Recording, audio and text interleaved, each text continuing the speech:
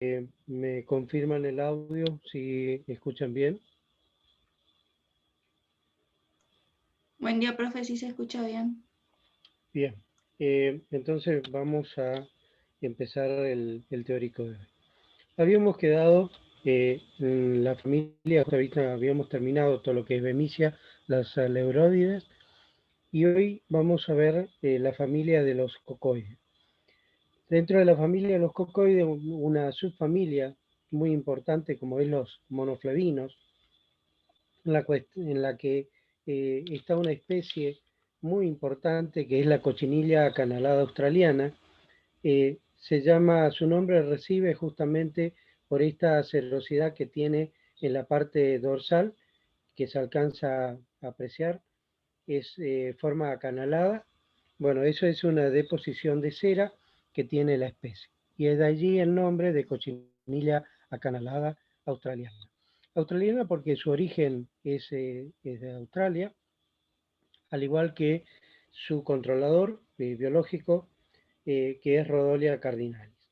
El primer país y éxito que se cita a nivel mundial fue justamente California, con la introducción de Rhodolia cardinalis para el control de Histeria porcasi. Es un éxito rotundo, por eso repito, es uno de los controles que se cita en todo el mundo como un éxito, el primer éxito importante de control biológico. En Argentina lo introdujo el doctor Howard, más precisamente en Concordia, para controlar esta plaga. Esta Histeria purchasi es una especie hermafrodita, es uno de los pocos casos de hermafroditismo que hay dentro de hexápodos, en la cual conforma un saco ovígero que más aproximadamente coloca unos 800 huevos.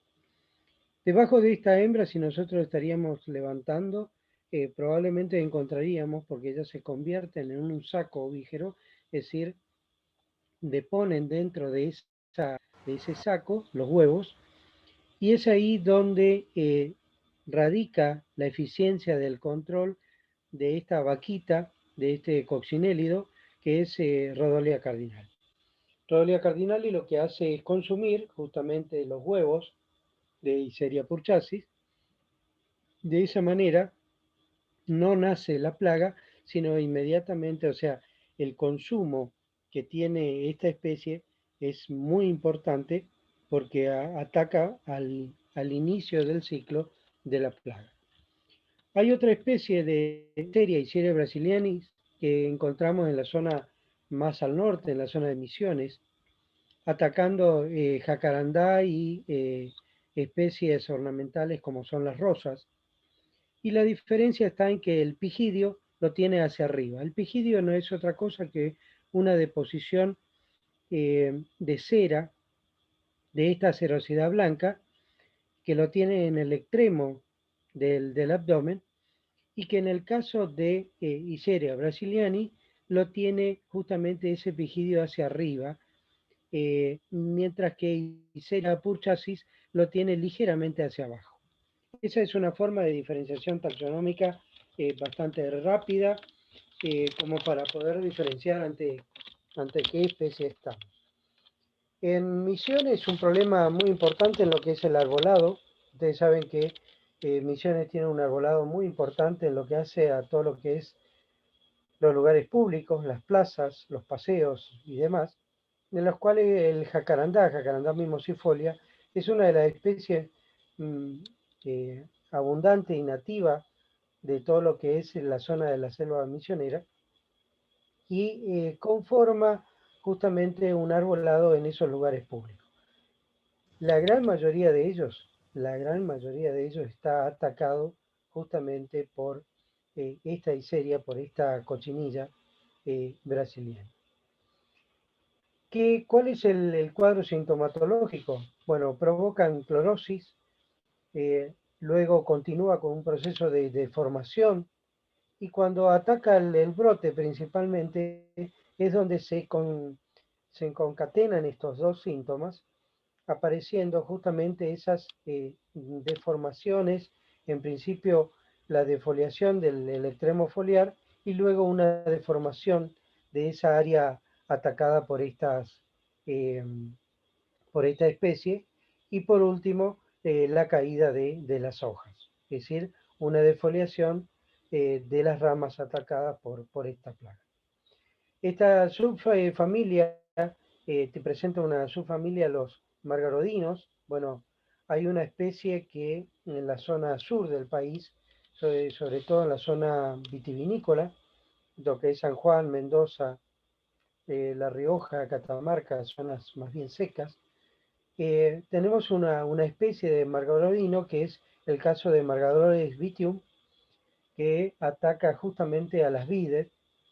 Esto arranca en forma muy temprana, ya con el primeros brotados, las primeras guías de las espalderas de vid, ya arrancan con esto. Entonces, eh, en forma muy temprana, se evitan que la especie llegue a niveles importantes, haciéndoles medidas de control. O sea que es una plaga importante en estas zonas secas.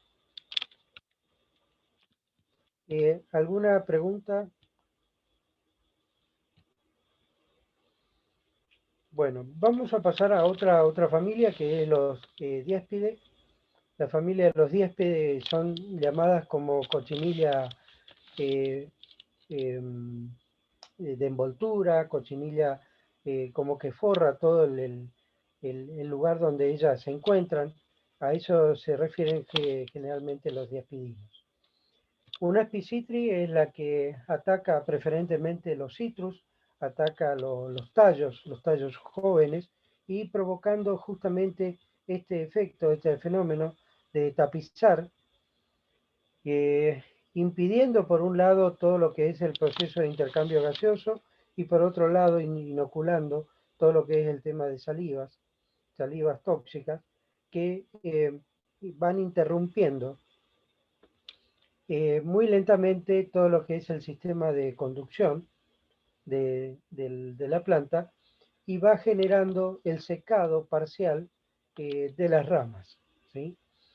Eh, es muy común encontrarlo en etapas adversas, como es el invierno, encontrarlo en el tronco, justamente en las ramas gruesas y en las rajaduras de, la, de la corteza. Encontrar, si uno lo busca en detalle, podemos encontrar estas especies ubicadas justamente en ese lugar. Presentan 5 generaciones.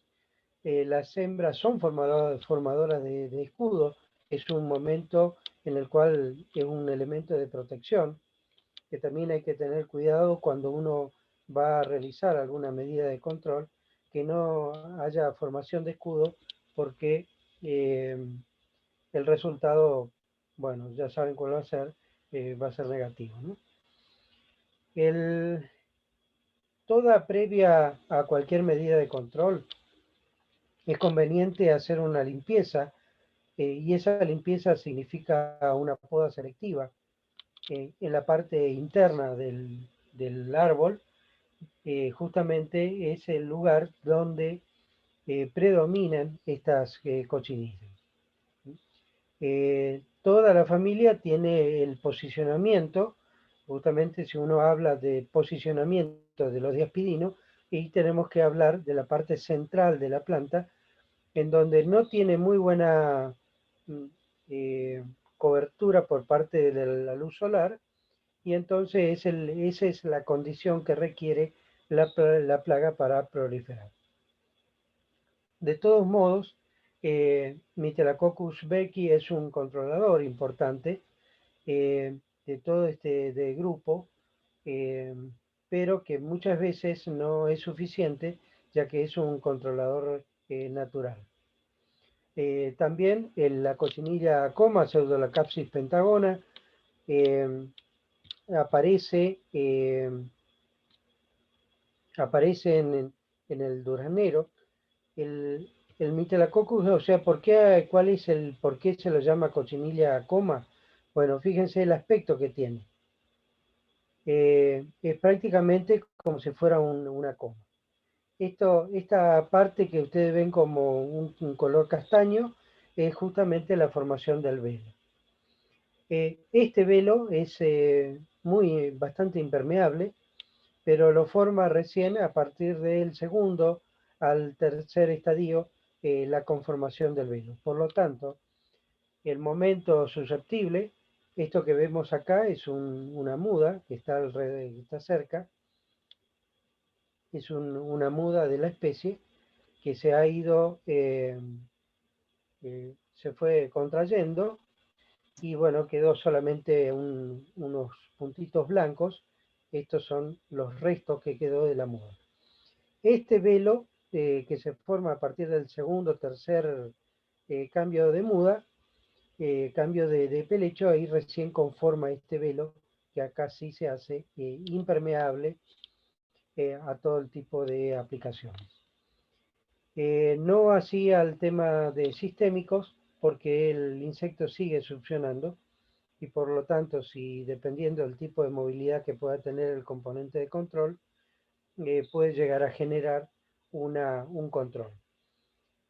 ¿Cómo sabemos si es efectivo o no? Bueno, levantando el velo con una aguja, ahí se puede apreciar eh, en qué estado se encuentra justamente esta, esta cochinilla. Le decía que para Pseudolacaspi pentagona, que es la cochinilla del duraznero, se ha traído desde un microhimenóptero de Italia, que es Propartella berlesei. Propartella berlesei es un microhimenóptero altamente eficiente en su control.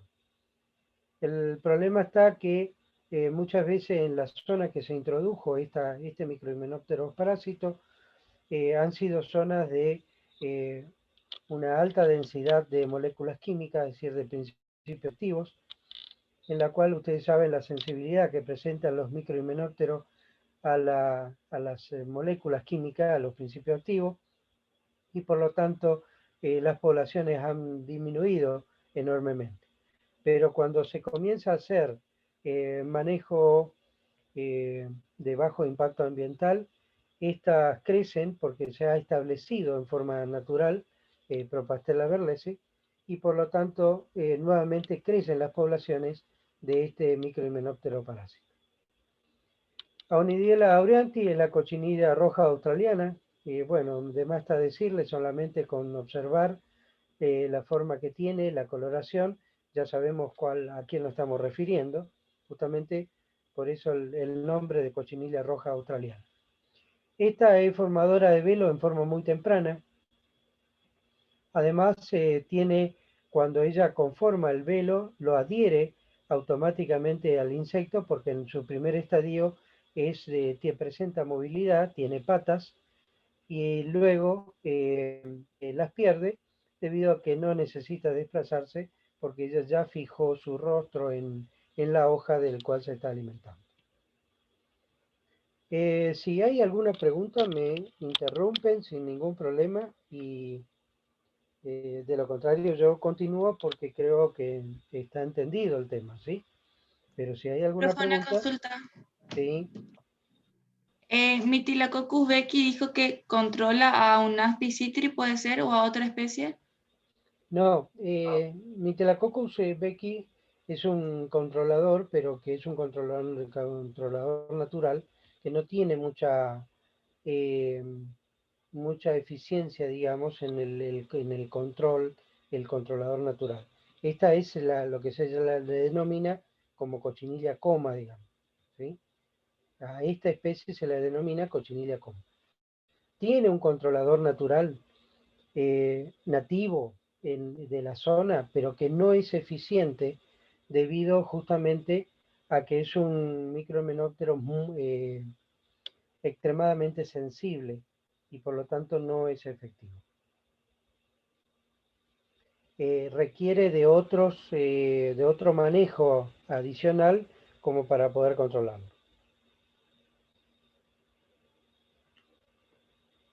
Bien, ¿Alguna otra gracias. pregunta?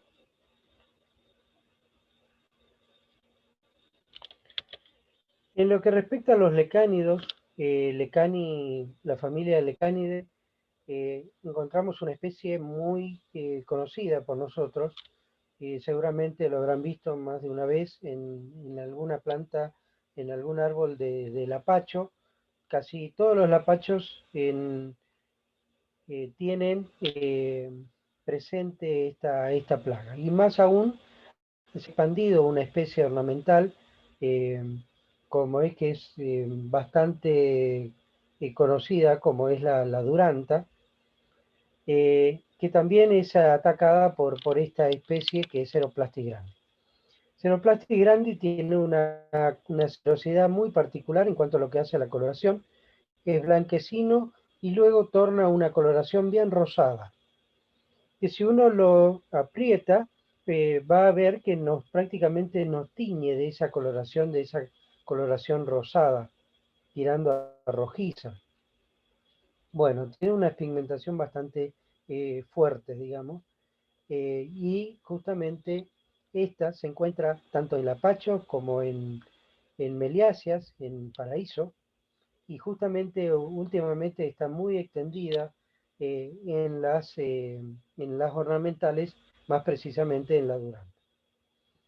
Se posiciona en el tallo y luego va secando las ramas, inclusive en las durantas, las seca totalmente. ¿Sí? Cuando uno se da cuenta de la sintomatología, porque la sintomatología es muy abrupta, aparece una leve clorosis que se confunde con la coloración propia de la planta, inmediatamente se defolia y termina por secarse la planta. La única forma de detectarla en forma temprana es a través de la observación, a través de la observación, la macroobservación de las plantas para evitar justamente eso. Otra especie ya que ataca a Seisete olea, que es una cochinilla, se llama cochinilla H, de la cual tiene un escudo bastante oscuro. Esta también es una especie muy común en la zona, de encontrarla justamente en el laurel que se utiliza para la comida, ¿no?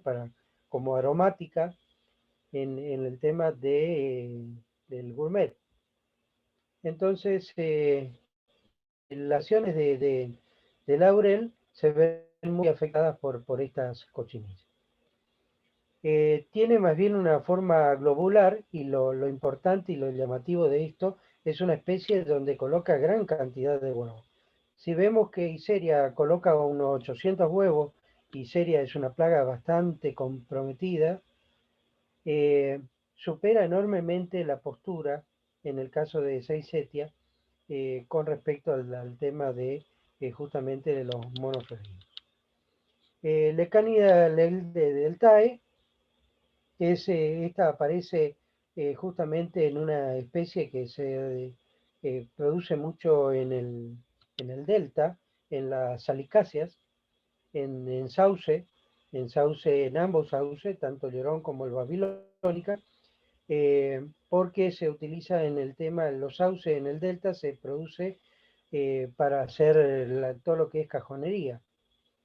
Y estas especies se ven, afectan enormemente es una especie, si bien es una especie polífaga, cuando hay eh, salicáceas, estas tienen su preferencia por esta especie. En lo que hace a Pseudococoidea,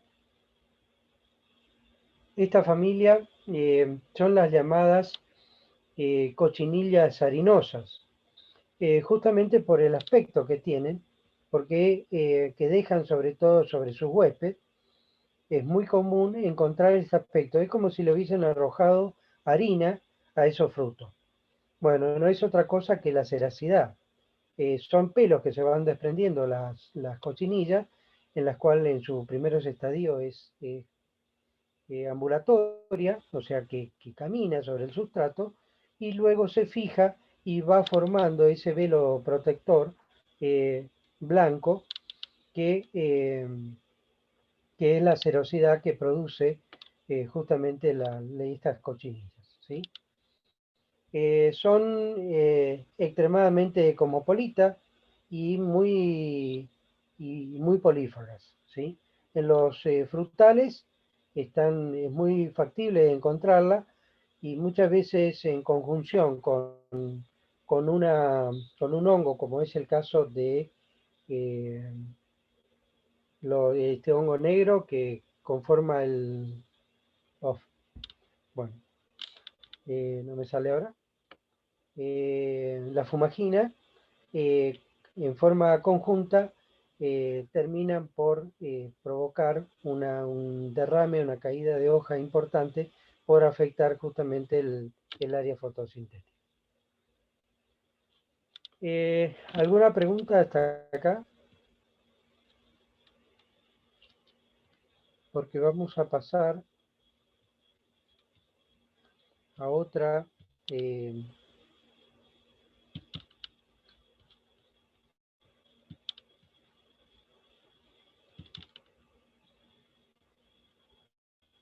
a otro grupo dentro de Míptero.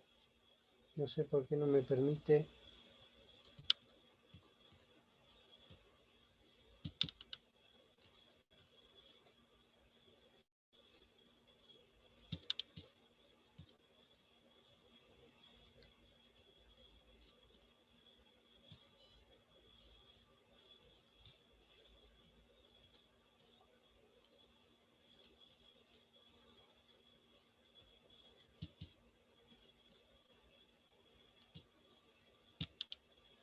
Ahí estamos. Bueno, vamos dentro de Míptero, vamos a entrar a otro suborden, al suborden auquenorhynchos. Los auquenorhynchos son las conocidas comúnmente como chicharras, ¿sí?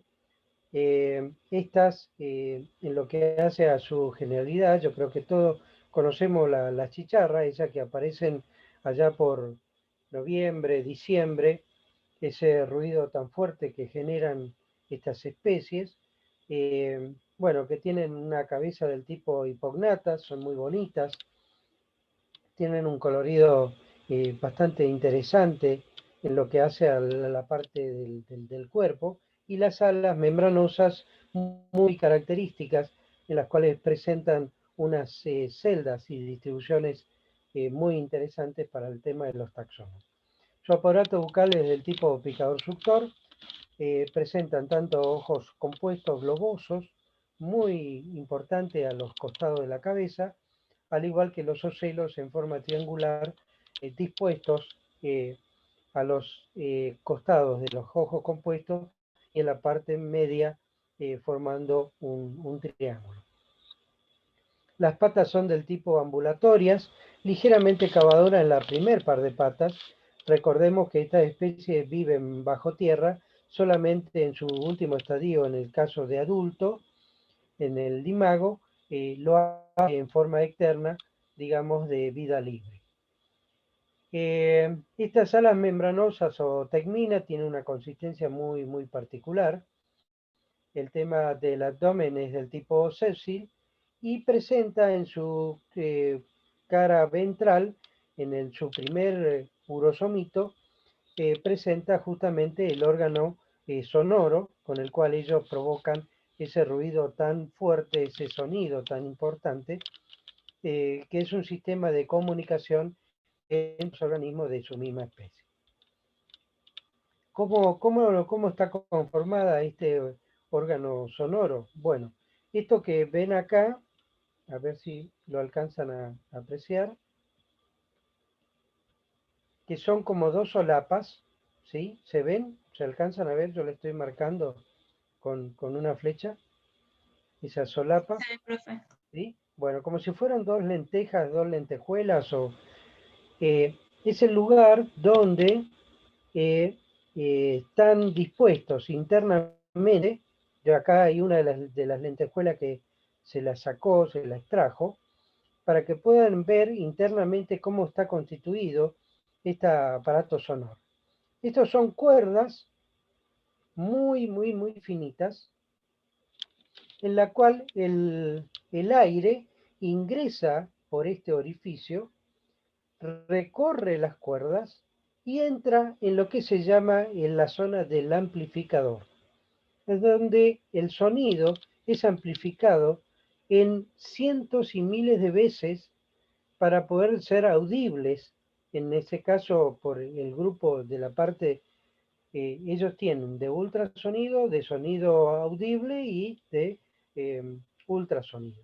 Bueno, todo ese espectro cubren ellos con el sonido ese. Nosotros solamente escuchamos el sector audible, digamos. Recuerden lo que habíamos visto, la escala de cuánto a cuánto iban las escalas del audible. El 0 al 20, el 20 a 20.000 y ahí sucesivamente en adelante todo lo que es ultrasonido. Bueno, de esta forma, recuerden que el abdomen de los cicádidos presentan como un fuelle, como si fuera un fuelle de un acordeón. Presenta una zona intersegmental muy abultada, que al provocar el desplazamiento genera en el insecto una corriente de aire. Este tipo de corriente de aire de este movimiento del fuelle del abdomen hace que ese aire entre forzado por ese orificio, pase por la cuerda y termine por amplificarlo la zona o la cavidad, esa cavidad en la cual genera la amplificación del sonido. Por eso ahí nosotros escuchamos ese sonido tan, podría ser estridente, tan fuerte, tan sonido tan agudo, que aparece justamente en eso, en la siesta. Es muy, muy común escuchar ese ruido de la chicharra, o al atardecer o a la noche, a veces también durante el vuelo generan esos ruidos, ¿sí? La reproducción es sexuada, es ovípara, la coloca en el suelo, cerca de las raíces, porque una vez que nacen las ninfas, pasan varios años bajo la tierra, ¿sí? En algunas, algunas especies norteamericanas que pueden estar hasta 17 años, que hay en Centroamérica también, hasta 17 años bajo la tierra, y que, bueno, estas solamente tiene vida libre cuando llega adulto. Son fitófagas cuando están en la parte aérea, en la cual se alimentan de la savia, y la comunicación sonora sirve como comunicación ya sea reproductiva, para alimentarse o para congregarse. En lo que hace a las especies dentro del cicadoide, nosotros tenemos las 3 especies que se citan, tenemos en la zona. Quesada gigant es la más común, es la llamada cocó, que la habrán visto en algún momento. Después le sigue Doriciana dreuseni, que es la verde, la chicharra verde, que es una intermedia. Esto es verde con un marmoteado negro en la zona dorsal del insecto. Y la carineta fasciculata, que es la chicharrita chiquitita, la chicharrita verde pequeñita, esa es la carineta fasciculata. Las 3 especies tenemos en la zona, es muy común verla, desde octubre hasta diciembre, normalmente. Muchas veces lo que es la jerga popular y todo lo demás, la asocian a la madurez de algunos cultivos, como especialmente la sandía. Y bueno, hay toda una leyenda con respecto a eso. Es solamente una creencia popular que muchas veces hay fábulas. López Piacentini habla mucho de esta especie y describe y habla, y hay varias prosas con respecto a esta cicalia.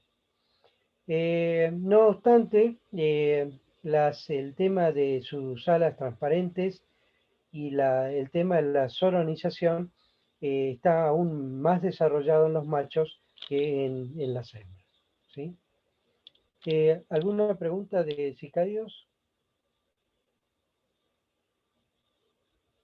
O sea que el sonido que no es voluntario, digamos, ya que el viento tiene que entrar por toda esa zona. Totalmente voluntario. Ella lo genera la corriente de aire para que ingrese en el orificio por justamente tener esta capacidad particular de poder expandir en varias veces su abdomen. Muy común como lo hacen en los ortópteros, recuerden cómo hacía la langosta para oviponer. Bueno, en este caso lo hace para generar justamente ese movimiento, ese tipo sonoro. De todos modos, ellos encastran, no se olviden que es de vida endófita, y por lo tanto cuando ellos van a encastran los huevos, también utilizan, la hembra utiliza el abdomen para generar esa encastración.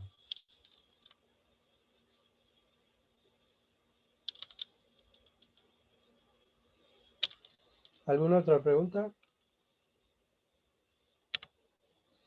Bueno, vamos a ver la otra superfamilia, que es los cercospodios.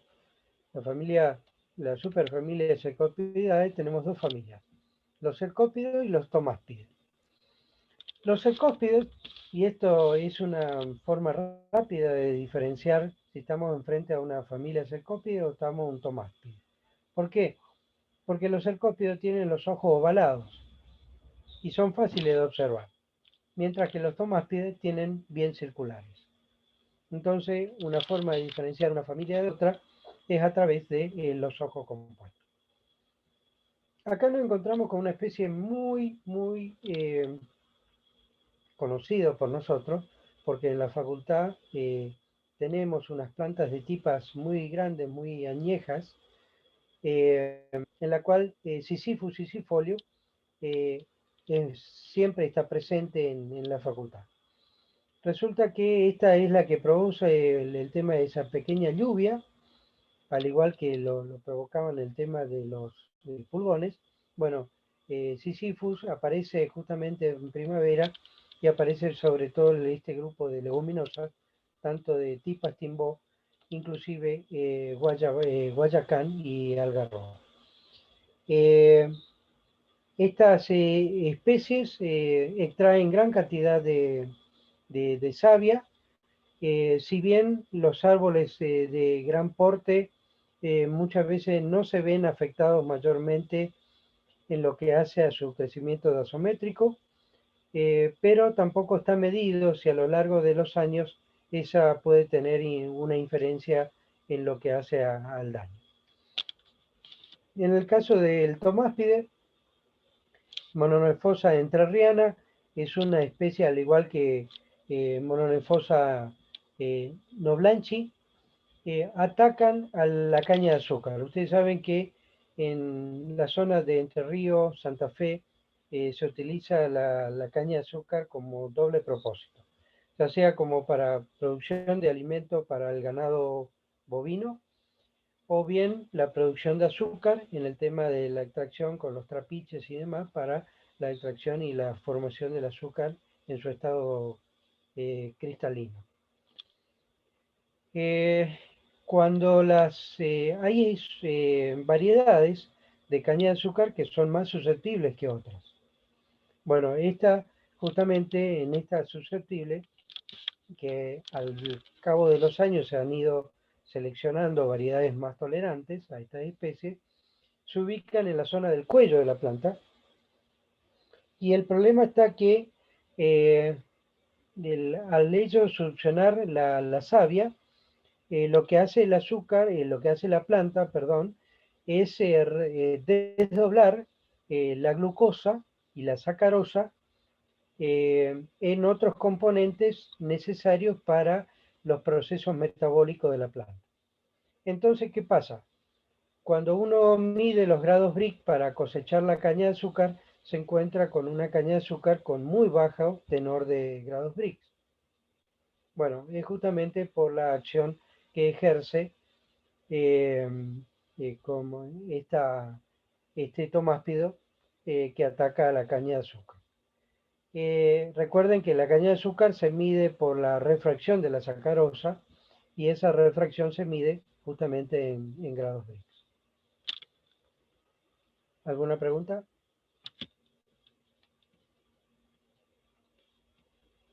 Bien. Vamos a entrar a otro suborden muy importante, que es el grupo de los pterópteros. Heteróptera se caracterizan, son las conocidas como chinche, tienen una cabeza triangular, móvil, pequeña, presentan antenas entre 3 y 5 antenitos, son muy visibles, excepto en las acuáticas donde las antenas están encriptadas. ¿Qué quiere decir esto? Que están guardados dentro de un estuche, por eso se dicen que son antenas encriptadas. ¿Quién lo tiene? Bueno, los tomáspidos, justamente la cucaracha de agua o la chinche de agua, conocida como chinche de agua, presenta este tipo de antenas que están encriptadas. Los aparatos bucales son picador suctor, hay de dos tipos, están los fitófagos y están los depredadores o predatores. En el caso de Podisus, es una especie predatora, es una chinche, un pentatómido predator, que se alimenta de la hemolinfa de los insectos, ya sea de orugas u otros insectos, y esa es su fuente de alimentación. El resto, la gran mayoría de esta familia son especies fitófagas.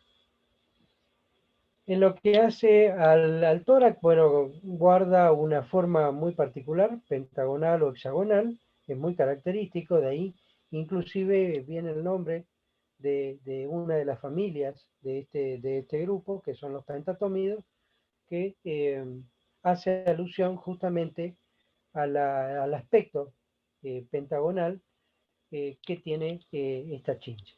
Tanto Nesara viridula, que es el chinche verde, que está en la primera que está en la presentación, le sigue la Edesa, Podisus, el tema de Podisus, perdón, de Ovalus poecilus y Ovalus y, son las otras dos chinches, y por último, que son estas, y por último, la tibraca, o chinche marrón o chinche grande, que es la que ataca al arroz en el tema del panojado. Ellos se reproducen sexualmente, son ovíparos, colocan los huevos en grupos, no, esa debe ser una de las que coloca un grupo más grande, que pueden llegar a unos 40 o 50 huevos. El resto presentan posturas en grupos más pequeños. En el caso en cuanto a lo que hace al daño, esto provocan clorosis, es decir, ese marmoteado verde y claro. Son importantes transmisores de virus y generan muchas reacciones de tejidos, que vamos a ver el tema en forma secuencial, cuál puede presentarse en los distintos cultivos. Si analizamos desde el punto de vista del tema de arroz, tendríamos que dirigirnos a estas dos especies, o tres, el tema de Ovalus poecilus y Ovalus y. Esta se la llaman chinche de la panoja, y fíjense dónde está ubicado, justamente en el grano de arroz, en la cual la ataca en el estado lechoso, pudiendo provocar el grano chuzo, el grano picado, o bien el grano vano cuando es el grano recién formado. En el caso de Tibraca limbativentri, el tema del nombre limbativentri es porque la parte ventral es clara, ¿sí? Si bien la chinche es de color marrón oscuro, por eso el nombre de chinche marrón, la especificidad del limbativentri se hace mención a la parte ventral de color claro. Esta chinche se ubica también en el arroz, pero ya no en la parte del grano, sino en la base de la panoja, inclusive pudiendo secar la totalidad de la planta, y aún en otros casos provocando el vuelco de la planta.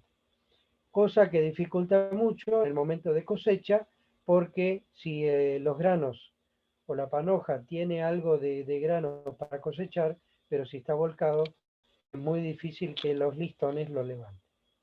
Es decir, que genera tanto un inconveniente, un síntoma directo como un síntoma indirecto que se ve reflejado en el momento de cosecha. En el caso de las chinche, Nesara, Edesa, Piosodorus, eh, todas estas, Edesa hay varias especies, como el caso de Rufo marginata, que presenta un borde en todo lo que hace el entorno de la cabeza y del protórax, por eso se denomina Rufo marginata. Y la otra es la Pictiventri, donde tiene algunas características en la zona ventral, de la cual es muy polífaga en el caso de citrus, más específicamente. Pero si vamos al caso de mencionar en lo que hace a Nesara y Edesa, en el cultivo extensivo, como es el caso de soja, esta tiene su incidencia a partir de floración. A partir de floración puede atacar en inicio del proceso en lo que sería prefloración, provocando el aborto de flores y de caída y derrame de flores, no cuajadas, por supuesto, no fecundadas. Y si fuera posterior, puede generar toda una secuencia en lo que hace desde la etapa de formación del grano. Ustedes sabrán que el grano de soja se forma en 54 días. Si partimos del día 1, donde hay los primeros esbozos de esa formación de esa semilla, de ese grano, y si se pica en la vaina, le pica y succiona e inyecta la saliva, puede provocar lo que se diga el grano vano. Es decir, el grano vano es grano no formado, ¿sí? A eso se refiere como grano vano. Por lo tanto, el espacio va a estar dentro del lóculo de la vaina, va a estar libre. En cambio, si fuera siguiendo, supongamos, unos 14 o 16 días, o más, o 18, hasta los 20 días, en el cual el grano está en un estado lechoso, puede generar lo que se llama el grano chuzo. El grano chuzo adopta la característica visual como si fuera todo arrugadito, ¿sí? Como si el tegumento que envuelve la semilla estuviera arrugado. Bueno, ese es el grano chuzo. Lógicamente están castigados comercialmente, o sea, tiene un castigo comercial. El castigo es una desvalorización comercial, es decir, un menor valor a que si el grano fuera normal. Si fuera que continúa con el proceso de maduración del grano y recién lo pica a los 28 días, 27 días o por ahí, digamos que puede generar el grano picado. O bien en los 30 días, 35 también. ¿Por qué? Porque a partir de los 28 días comienza el proceso inverso. En esos primeros 28 días el grano lo que hace es acumular agua y nutrientes. Y en los otros 28 días perder agua, que es el proceso de maduración. ¿Está? ¿Se entiende eso? ¿Se entiende cómo es la formación del grano? Sí, Inge. Bien.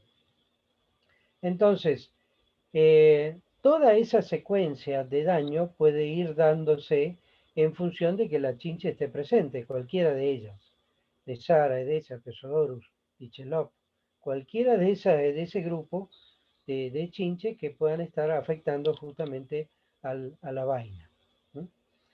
¿Qué pasa si continúa? Estamos ya en un proceso, ustedes saben que la planta de soja es anual, o sea, es manejada como un cultivo anual y por lo tanto entra en un proceso de madurez. Cuando entra en un proceso de madurez genera lo que se llama la abscisina, todo el proceso abscísico, en la cual cambian los pigmentos a los pigmentos xantófilos, a los amarillos, propio de la madurez, y comienza el derrame de las hojas o caída de hoja. Eso sería lo normal, ¿no es cierto?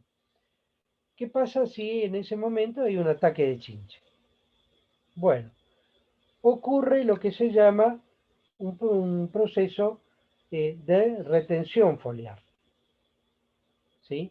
La retención foliar tiende, digamos, eh, a provocar el proceso inverso de la maduración. ¿Cuál sería el proceso inverso de la maduración?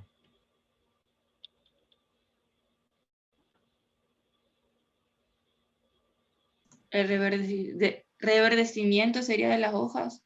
Claro, pero fisiológicamente, ¿cuál sería el proceso? O técnicamente.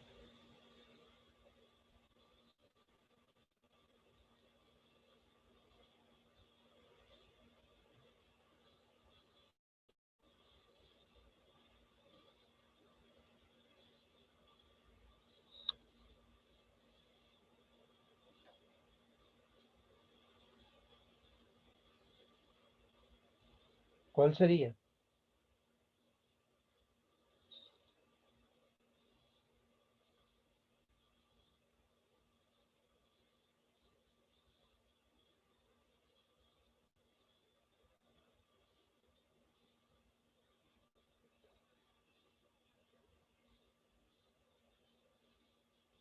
A ver, lo que están, rindieron fisiología, están más cerca. Si no es maduración, ¿cuál va a ser? El proceso normal de la planta, ¿cuál sería?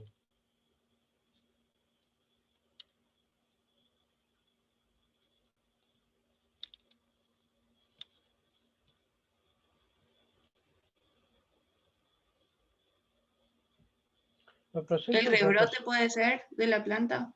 no rebrote precisamente, pero sí el proceso fotosintético. O sea, yo le estoy refiriendo al proceso fisiológico en sí. O sea, estamos hablando de los procesos fisiológicos que afecta justamente a la planta. Entonces va a intervenir justamente en el proceso. Si no hay maduración, es el proceso fotosintético, no queda otra. ¿Está? Entonces comienza nuevamente la planta a fotosintetizar a todo lo que es el proceso carboxílico. Es decir, nuevamente arranca el ciclo de Krebs, todo normal, y la planta retoma la coloración verde normal. Y entonces, ¿hasta cuándo? ¿Hasta cuándo va a ocurrir eso? Porque hubo un proceso de reacción de la saliva de los chinches que generó esa cuestión.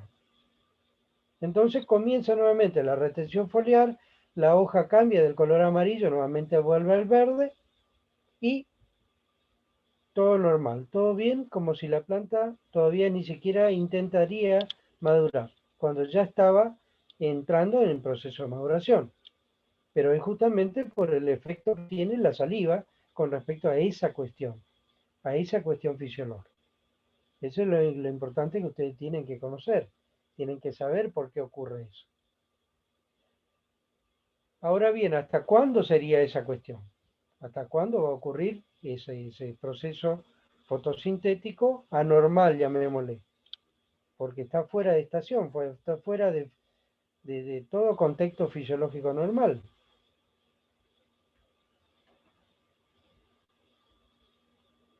¿Hasta cuándo?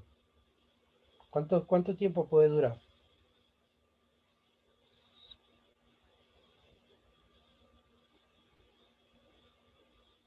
Es común que el productor le pregunte, ¿y hasta cuándo va a seguir este tema, este proceso así? ¿Hasta cuándo voy a tener la hoja verde? Porque a mí me dificulta de entrar con la cosechadora. Yo no puedo entrar con la cosechadora si me está reverdeciendo todo el cultivo por el problema de la chincha. Entonces, ¿ustedes qué le van a decir? Y bueno, vamos a mirar la luna, a ver la estrella, a ver en qué cuadrante está y todo lo demás. Eso, más o menos así va a ser la cosa. o va a haber un justificativo técnico que va a dar precisión con respecto a lo que va a ocurrir. Todo tiene argumento técnico, todo, ¿sí? Nada ocurre por casualidad. Entonces, si estamos dentro de un manejo y el conocimiento científico es lo que aporta eso, justamente, la veracidad de la cuestión. Y eso va a ocurrir hasta tanto estén los componentes de reserva. Cuando se agoten los componentes de reserva que tenía la planta, fuiste al piste, comienza nuevamente inversamente el proceso abrupto de maduración y ahí se genera la caída de hoja. Pero ¿qué pasa? El problema está, ¿por qué no pudo entrar el productor a cosechar? ¿Por qué no pudo entrar con la cosechadora? ¿Qué iba a pasar si él entraba con la hoja verde a cosechar?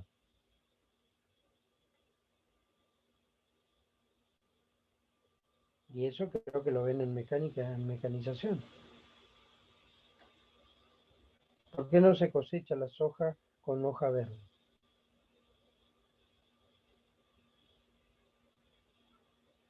¿Qué le va a estar transmitiendo al grano?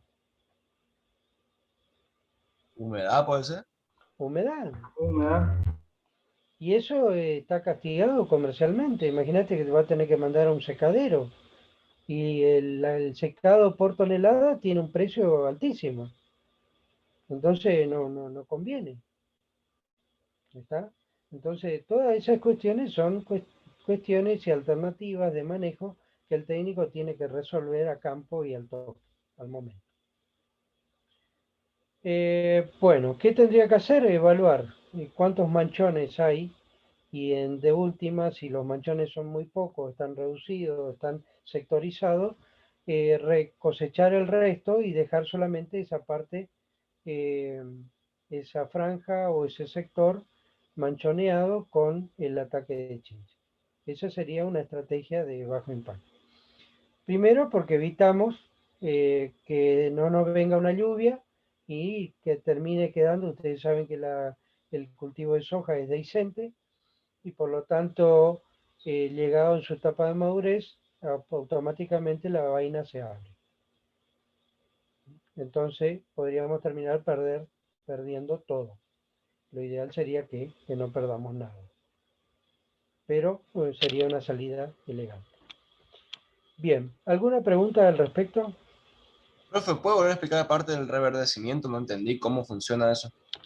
Bueno, el reverdecimiento es un fenómeno de una reacción de las sustancias de la saliva tóxica de la chinche que habiendo generado el efecto, la inyección de la saliva, provoca el proceso inverso que venía teniendo la planta. ¿Cuál era el proceso? Maduración.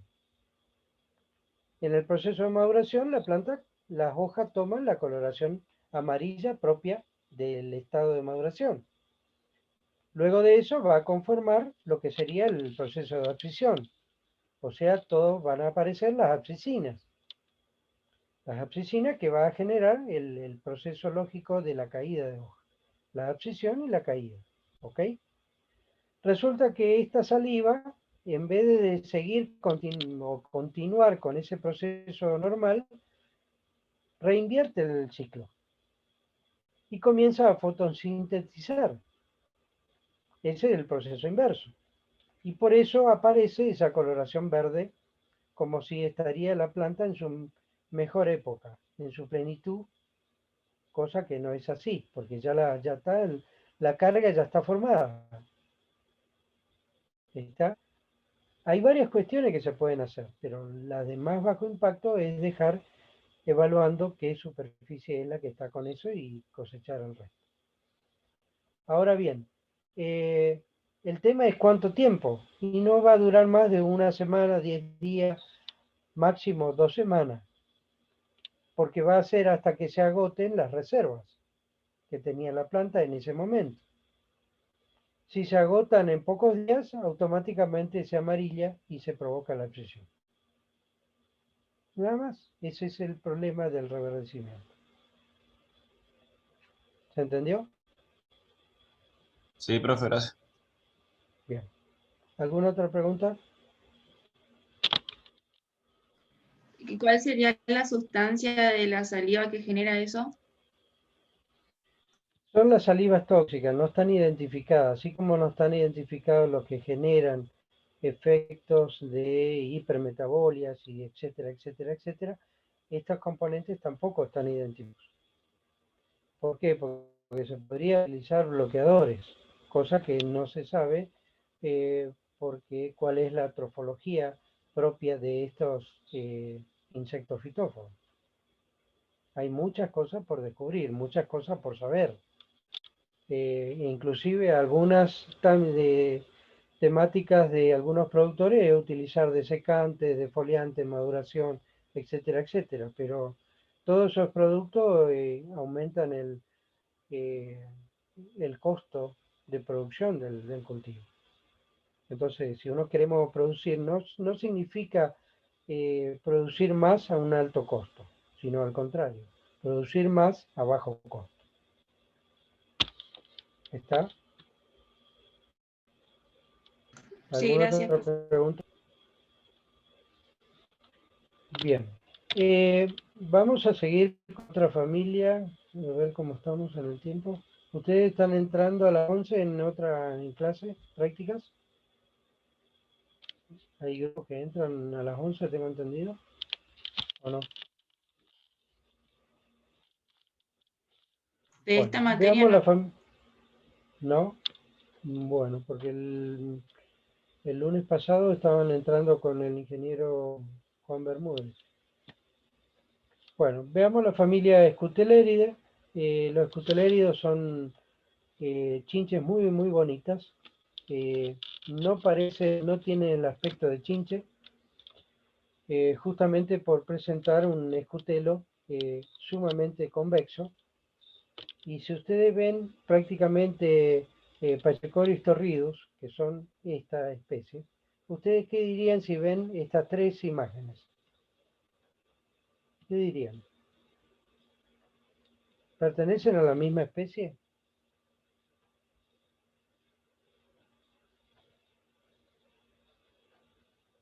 ¿Qué opinan? ¿No? Bueno, sin embargo, tengo que decirle que las tres son de la misma especie. Presentan coloraciones distintas, pero las tres tienen la misma especie. Una vez más, el hecho del pigmento no es una constante taxonómica, así que ténganlo en cuenta porque muchas veces va a ocurrir que se van a encontrar con este tipo de cuestiones. ¿Sí? El insecto desarrolla distinta coloración dependiendo de una combinación entre lo que es la trofología y la exposición a hora de luz, y genera este tipo de confusiones. Así que cuidado, sobre todo para aquellos que son de la zona de Misiones. Es muy común encontrar a Pachocoris torridus, que es esta chinche esférica, y que ha sido motivo de grandes disputas justamente por los taxónomos en el tema de esta coloración. Es una especie que ataca a guayabo, yerba mate, tunteno y algunas plantas silvestres. ¿Por qué le decía la zona de Misiones? Bueno, porque en la zona de Misiones se hace mucho tunteno y también el tema de yerba mate es muy común encontrarlo en el proceso de brotación. Generan una clorosis, mejoran lo más importante que está en la yerba mate, que es la hoja, lo que hace a la calidad de hoja y sobre todo al proceso de secado, el canchado, es lo que justamente dificulta esta clorosis provocada por esta chinche por el tema de su saliva. Otra familia sumamente importante, los corícidos, el tema de Corycius pictipe, conocida como chinche del alfalfa o chinche del algodón, o también chinche marrón. Es una chinche muy pequeñita, alcanza a medir unos 15 milímetros, y que en el caso de los solanáceas tenemos Corycius fuscus, que ataca a papa, tomate e inclusive al tamaco, generando problemas muy similares al que hace la chinche. En el caso de Corisus, en el algodón provoca derrames importantes de flores, ¿sí?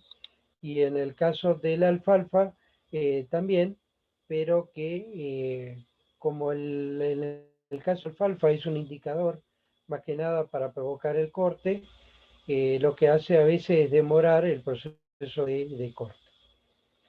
Cadera sanguinolenta es una especie que más bien eh, aparecen en plantaciones, en planta silvestre, y la característica está en este carenado que presenta justamente en el pronoto.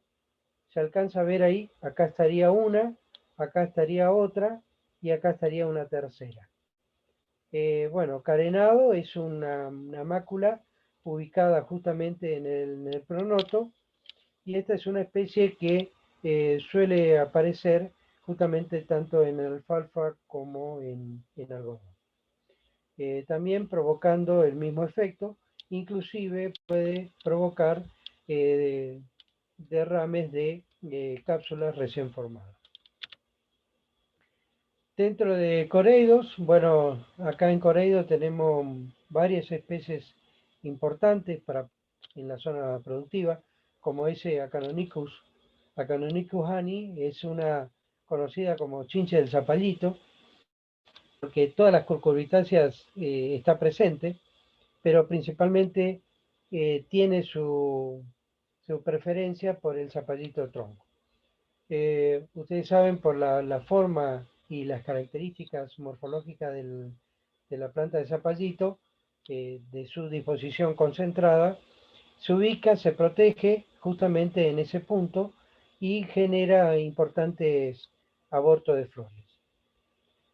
Se alimenta justamente de los óvulos, es allí donde inyecta la saliva y succiona la savia. Ese es el motivo por el cual provoca el aborto de flores. Automastus aimaticus es el conocido como el de la berenjena, la mandioca, la batata y el girasol. Es una chinche muy característica y de coloración rojiza en la parte dorsal, y que muchas veces se la confunden a esta con la jadera, que también tiene la coloración rojiza, pero esta es un color rojizo más uniforme. Leptologium impictus, bueno, esta es en la chinche justamente de las solanáceas. No se salva papa, tomate, berenjena, pimiento. Ninguna de esas especies se salva de esta, sobre todo cuando tienen producción a campo. Ni hablar de Tia picta. Tia picta es muy fácil de reconocerla porque presenta esta mácula ubicada justamente en el pronoto. Es una mácula amarillo anaranjada. Esa es la variación de la coloración de la mácula ubicada en el pronoto, y que es una especie que ataca a toda la solanácea, y en el caso del tabacus, Corericus fuscus es la que ataca justamente a Corecori fucus, es la que ataca justamente al tabaco. En lo que corresponde a los pirrecóridos, hay dos especies importantes que atacan. Una es prácticamente, asienta su población en Amaranthus quitensis, que es Didercus ruficoli. Didercus ruficoli tiene toda su postura en Amaranthus quitensis, por lo tanto que es el yuyo colorado. Y cuando tenemos cultivos de algodón muy enmalezados con Amaranthus quitensis, lo más probable que luego del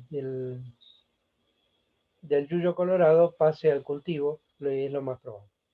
Didercus chacuensis directamente ataca al algodón en todo lo que es la etapa desde floración a maduración, inclusive provoca el manchado de fibra, tanto por los excrementos como por la succión de la savia, de la semilla, y las florescencias que provocan justamente por esa picadura.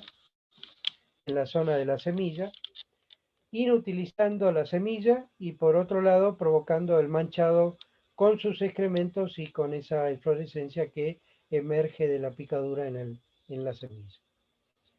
También se instalan en amarantáceas, por lo tanto es importante dentro de la estrategia de manejo cultural eliminar justamente el yuyo colorado del cultivo de algodón.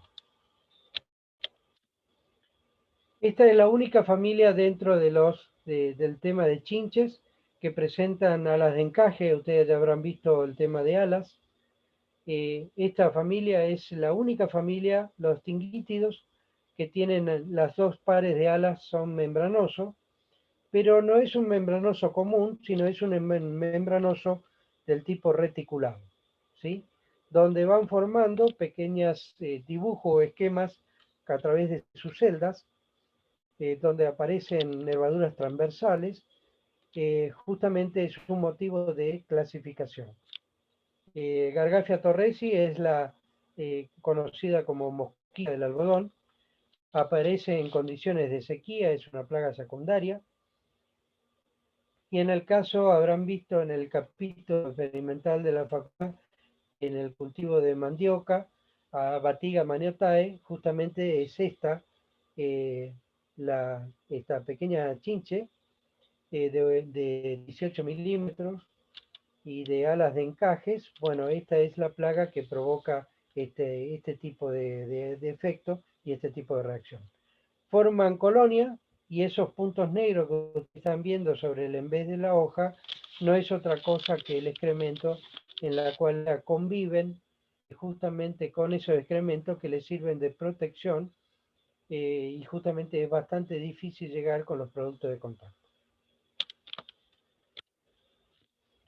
Otra familia no menos importante es la familia de los míridos, el caso de Orsia nobilus, Orsia nobilelus, en la cual esta chinche que también tiene una característica que presenta una B justamente en la zona del escudo, de coloración amarilla, lo identifica a esta especie. Es una chinche muy pequeñita, no va más allá de los 17-18 milímetros y que muchas veces, como ataca en épocas de sequía, a veces se la asocia al derrame de flores para el derrame natural, cosa que no es así, sino que se está debiendo a la acción justamente de la picadura de esta chinche en la zona peduncular y provoca el derrame tanto de flores como de frutos, cápsulas recién formadas.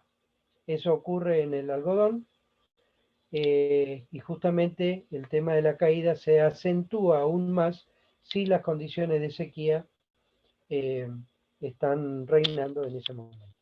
¿En qué momento se estaría ocurriendo? Y en el mes de diciembre es muy común, si hay coincide con una sequía, es muy probable que Orsia nobilus esté presente justamente en el cultivo. La familia Redúvide, bueno, hay tres que zafan en cuanto a su régimen alimenticio, ya que son predadores, que es el caso de Celus, Cinea y Melanonestes. Son estas tres de arriba, son grupos de predadores. Este es Celus, este es Cinea y este es Melanolestes. Las tres son predadoras, no son predadores específicos, son más bien controladores naturales porque consumen todo lo que esté a su paso, pero bueno, como controladores naturales son importantes. El del grupo de abajo, yo creo que son más conocidos, el caso de los hematófagos, como es la vinchuca, Triatoma infestan, ¿sí? Donde presenta un tejido conexivo que es muy particular, muy visible. Es una parte que está, digamos, la parte pleural del abdomen, se encuentra aplanado y a eso se llama tejido conexivo. En la cual, en ese tejido conexivo, tiene una alternancia de coloraciones amarillas, claras y oscuras, y es hematófago y es transmisor del mal de Chaga. Recuerden que Massa fue quien lo descubrió, que es un protozoo ciliado, Trypanosoma crucis, es el protozoo que genera el mal de Chaga. Es una enfermedad del tipo crónica, afecta al sistema cardiorrespiratorio y provocando, bueno, los chagásicos. Nuestra profesión es altamente propensa. Justamente una de las recomendaciones es que todos los ingenieros agrónomos no hagamos cada tanto un análisis de chaga. Es un análisis común de rutina, que cuando uno se hace un análisis de un hemograma, puede pedir para saber si tiene chaga o no. Muchas personas tienen chaga y no saben que lo tienen. Bueno, esa es la recomendación y nosotros, nuestra profesión, está expuesta justamente a este tipo de enfermedad. Anteriormente se decía que únicamente lo transmitía Triatoma infesta, pero se ha descubierto que no solamente Triatoma, sino también Rhodnium y Pastrongylum son estos dos géneros. Este es Rhodnium, es de coloración más bien rojiza, y este es Pastrongylum, que también son capaces de transmitir este protozoo ciliado. Inclusive es muy común en los cazadores, a través de heridas y demás, a través de los animales que pueden ser portadores, como son el tatú, los marsupiales, el carpincho, la comadreja dentro de los marsupiales. Cuando los cazadores van en captura de estas especies, muchas veces son expuestos, justamente cuando se produce un corte a nivel de la piel, poder transmitido por este tipo de animales que son los que cazan, ¿no? ¿Alguna pregunta?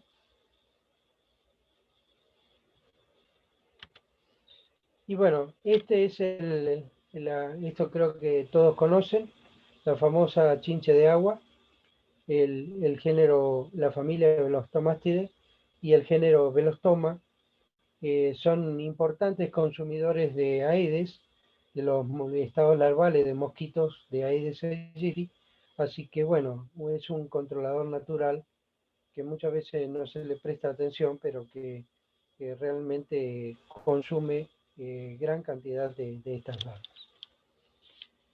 Esta es la bibliografía sugerida para el tema, y como, bueno, yo sé que últimamente están recurriendo a páginas web, le agregué algunas páginas web que tienen importante referato, así que, bueno, pueden entrar con toda tranquilidad a esa lectura, como para reforzar todo lo que es este tema, ¿no?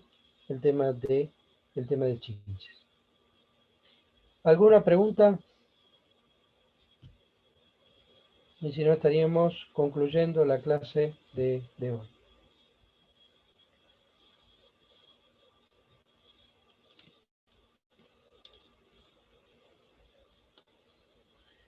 Bueno, si no hay buen fin de semana, y nos estamos viendo, Dios mediante, el lunes a las 10 de la mañana con ustedes, ¿sí? Que pasen bien y nos vemos el lunes. Bueno, ingeniero, gracias igualmente. Hasta luego, ingeniero. Chao, chao, Hasta luego, gracias. profe. Nos vemos. Hasta luego, Inge. Chao, chao.